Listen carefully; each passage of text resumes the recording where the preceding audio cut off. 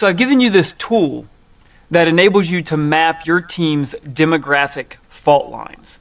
Now you may be in multiple teams, so you may have to do the exact same thing that I've done here and take your different teams and map each one of them. But what'd you discover when you mapped out your demographic fault lines in your team? Did you discover very high or very low diversity? What about fault line strength? Weak or very strong? Were you able to identify any subgroups that are formed based on similarities of multiple demographic dimensions? Race, gender, age, functional background, educational background, whatever the case may be. What we're finding in our latest work is that these demographic fault lines have fundamental implications for how teams function and how well they perform. And so I'm going to share with you a few of the insights that we've discovered. And as you think about your own team and where some of those fault lines may exist, I want you to think about what you observed in your team and whether or not your experiences line up with the findings from our research. Now, I'll have a little bit of a spoiler here in that fault line seems or sounds like it would have a negative effect on team performance. And in some of our studies, we do find that. But I will tell you, in some of our studies, we find positive effects for fault line strength. And so it's not that as if fault lines are bad or good. What we have to understand is how they impact how teams function. And so let's explore. One study that I found particularly interesting to establish whether fault lines affect how teams function is a study that looked at fault line strength on 3 different bases. One was demographic, what we've been talking about: race, gender, education, functional background, age, those sorts of things. But it also looked at fault line strength based on ability, as well as based on personality. And what was found in this study is that demographic fault lines do matter, and they matter significantly. They actually reduce cohesion in the group at large, and they increase the level of conflict in the team. Whereas ability and personality fault lines did not have a real impact on either cohesion or conflict. And so the answer to the question, do fault lines affect team functioning? The answer is yes, but it depends on what type of fault line we're talking about. Demographic fault lines, on average, at least according to these data, have a negative effect on team functioning, whereas ability and personality fault lines have at least a lesser effect on team personality. Now, interestingly, there's also evidence suggesting that demographic fault lines, they reduce cohesion for the team overall, but they actually increase cohesion for subgroups within the team. Where the fault lines split up subgroups, what we find is cohesion is reduced for the team overall, but it's increased for those subgroups. And so if you're finding in your teams at work or school or sports, if you're finding that your teams, that there are subgroups that are really strong within the team, and those subgroups often will detract or hurt team performance, it could be because you have really strong demographic fault lines that are creating really strong subgroup identities and really strong cohesion within each of these subgroups. Where if I'm part of this subgroup, I don't see myself as part of this other subgroup, and vice versa. And that can be very dangerous for how your team performs. And so it really depends on how you think about where cohesion is. Am I thinking cohesion overall, or am I thinking about these subgroups? Those subgroups could be the reason why we see increased conflict when we have stronger demographic fault lines.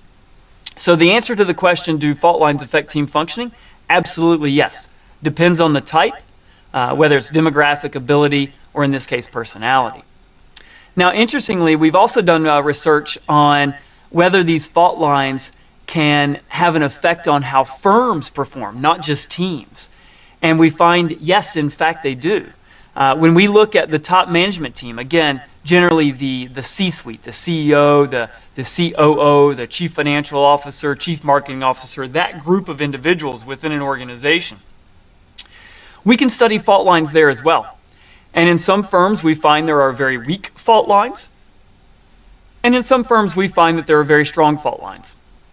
In this study, we looked at over 2,100 decisions across 25 Dutch firms. And these decisions were whether or not the firm should expand internationally outside of the Dutch region, if you will, or not. And in particular, how novel was that expansion decision in terms of where to go internationally? Was the firm going to a place that it had never been before? That was considered a very novel foreign expansion decision versus firms where the decision to expand was in places that were either closer to their core headquarter base, if you will, or further out into novel territories. And so here what we're looking at is the effect size of a variety of different variables on whether or not the firm decided to expand in regions around the world that were extremely novel and different. And what we find is that in terms of statistical significance, the greater the international experience in the team, the more likely that team is to decide to invest in a novel foreign territory. So again, we're looking at the top management team, and we're looking at their average level of international experience. And what we find is the more global international experience they have, probably the more knowledge they have of different foreign territories, the more comfort they have with those territories, the more likely they are to invest in those novel territories. But here's where it gets really interesting, is the stronger the demographic fault line is within the top management team, the less likely that team is to invest in a novel foreign territory. So if you consider novel foreign investment as one metric of innovation, creativity, risk-taking for firms and their top management teams, these demographic fault lines in that top management team are directly impacting these foreign expansion decisions. And that we find the stronger the fault line, the less likely that team is to invest in a novel foreign territory. Again, fault lines, top management team having a really strong impact on firm strategic decision making across over 2,100 decisions that firms were making. So a big impact. If I take that even to another study, this study was done, a good friend of mine, Don van Nippenburg, and his colleagues a few years ago in the UK, focused on manufacturing firms in the UK, and again, their top management teams. And what he found is that weak versus strong fault lines impacted firm profitability. And what he found is that a strong fault line, similar to the prior study, had a significant negative effect on firm profitability. So the prior study was looking at foreign expansion, innovation, risk-taking, those sorts of things. In this case, von Nippenburg and his colleagues are looking at basic profitability of the firm and finding that when the top management team does not share a common goal, does not share, or at least feel like it shares a common vision, common goal, common objective, when the top management team does not share that objective, the strong fault line, the strong demographic fault line, has a severe negative effect on firm profitability. But importantly, a top management team that shares a vision, shares objectives, shares a common goal, what we actually find is the negative effect of that fault line is offset to the point that there is no negative impact on profitability. Very important, because what we're learning here is the importance of a shared vision and shared goals, because you cannot always choose your team members. Sometimes you're going to just be given a team and you're going to inherit or be given these demographic fault lines. And if that is the case, you must develop shared vision, shared goal, shared objective to offset the negative impact of that fault line. So there are ways to overcome the negative effects of these, in this case, demographic fault lines. Shared vision, shared goal, shared objective. So be careful of these demographic fault lines. Map out your teams. Understand where team members are at. Identify the fault lines where you have subgroups, where those subgroups are formed by similarities on multiple demographic dimensions. And if you have very, very strong fault lines, you have to be careful, very careful, because diversity has both pros and cons. Diverse backgrounds and inputs, a very strong advantage of demographic diversity. The con, however, is increased probability of conflict, greater social loafing, etc.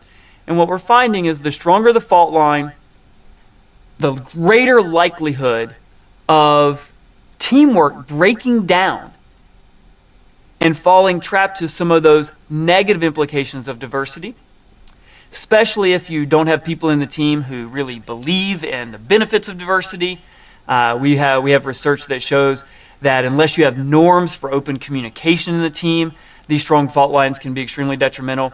And then, of course, the one that I shared with you in terms of shared objectives as well.